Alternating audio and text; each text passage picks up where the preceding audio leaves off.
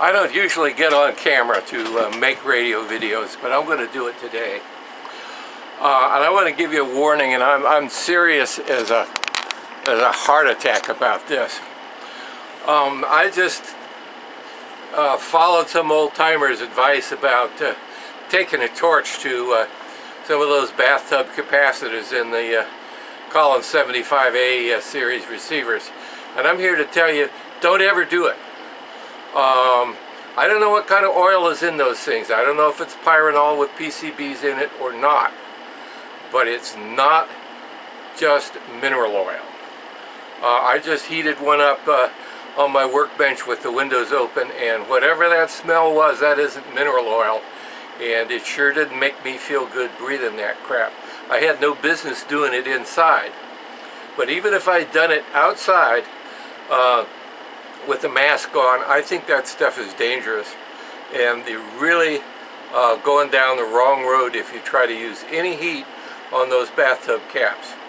If you're crazy enough to take them apart and put new caps in, get some kind of a little cutting wheel from a Dremel tool and carefully cut that seam and take it apart.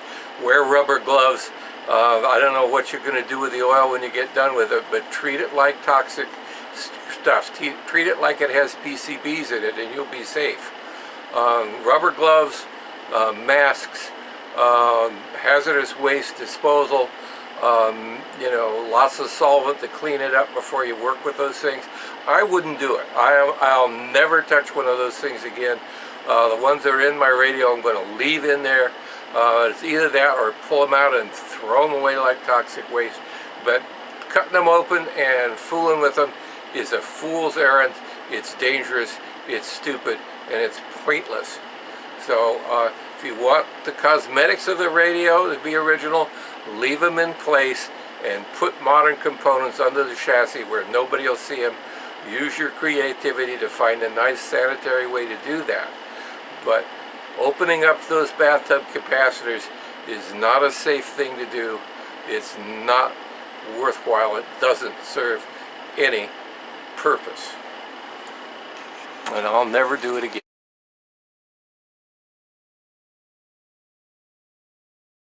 Never again. Never.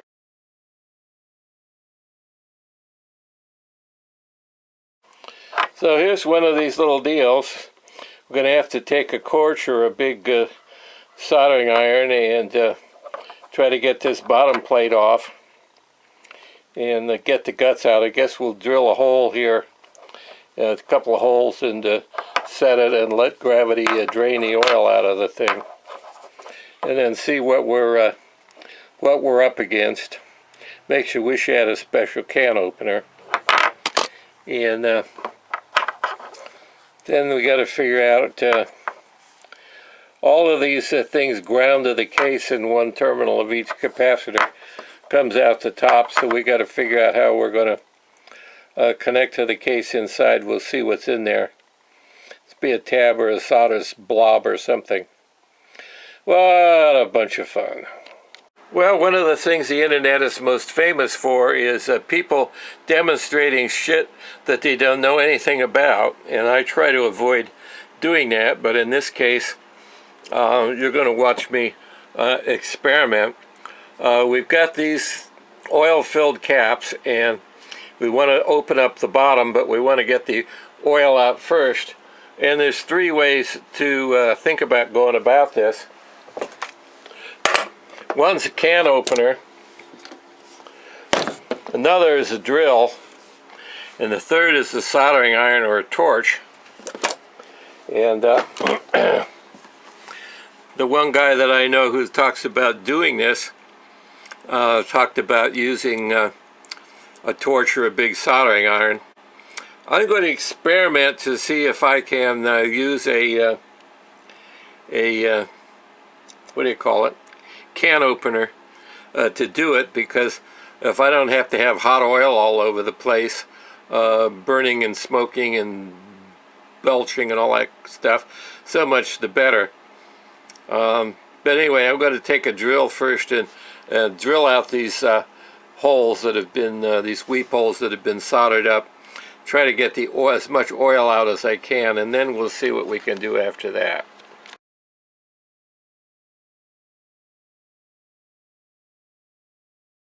Well, a can opener could not get a grip on this thing at all, so that's not an option. So now I've got to do what I don't want to do, and that's use my heavy-duty soldering iron on this thing. It's either that or a torch. So I'm going to try this and see what it does. If it's too slinky or too slow, then I'll have to use a torch. Well, as you can see, when you heat this up, the oil starts oozing out of it, and it's pretty obviously just mineral oil. Not going to be toxic, not any more than motor oil, but you can't ever get the thing.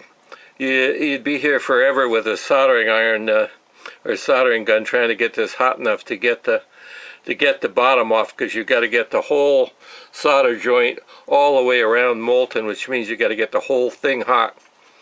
So it's better to apply a lot of heat for a short period of time than a not insufficient amount of heat for hours. So I'm going to take a torch to it and see what we get.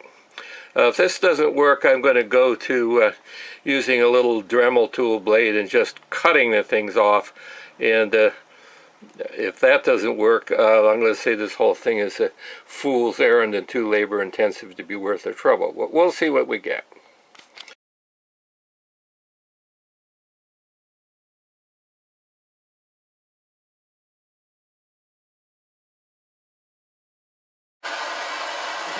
I have a tiny little pencil propane torch, but I don't know where it is. I don't think this takes a lot of heat, but I expect that this oil will catch on fire and smoke. But somehow we got to get this all melted at the same time and pull it off. Because I don't know how this thing is constructed. I'm just assuming it'll come apart easily, but I may be entirely wrong about that. Oh, this is nasty.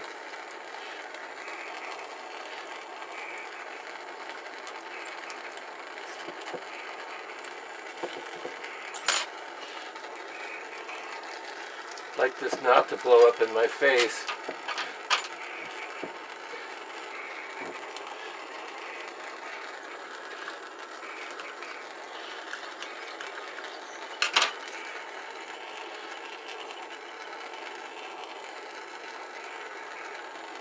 Well, this is something I should be doing outdoors.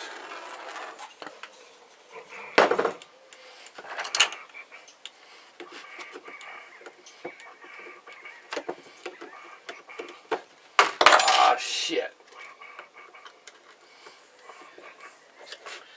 Yeah, we're getting nowhere.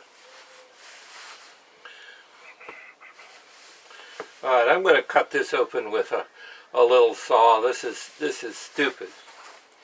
This is absolutely stupid. I'm not going to do this. Never again. Never.